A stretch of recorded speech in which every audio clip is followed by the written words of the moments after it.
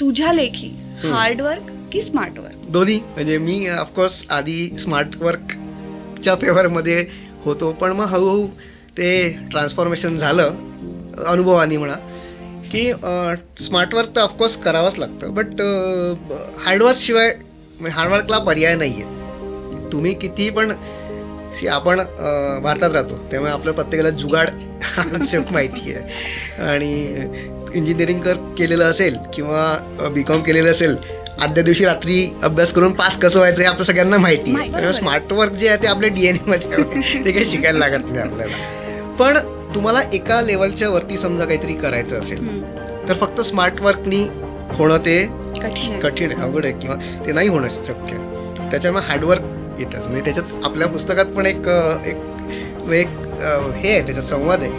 Sportsman असतो आणि आपला नायक त्याच्यामध्ये तो म्हणतो की आम्ही ज्या दिवशी प्रॅक्टिस नाही करायचो त्या दिवशी आम्हाला कोच सांगायचा की तू हारला होता, ती मॅच ती एक दिवस सुट्टी घेतल्यामुळे हारला होता. त्याच्यामुळे हार्डवर्क हे त्याला काही सबस्टिट्यूट नाही. हार्डवर्क हे करायलाच लागणार. तुम्हाला एक साधारण लाईफ जगायची असेल तर मग हार्डवर्क नाही केलं तरी चालणार आहे.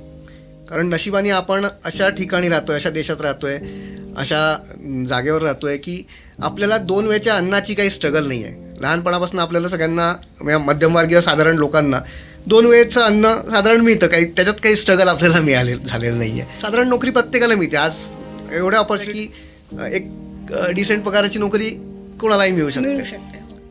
ते तिथपर्यंत ठीक आहे, पण त्याच्यावरती जाऊन तुम्हाला काहीतरी वेगळं करायचं असेल तर मग त्या केसमध्ये हार्डवर्कशिवाय दुसरं पर्यायच नाही आहे.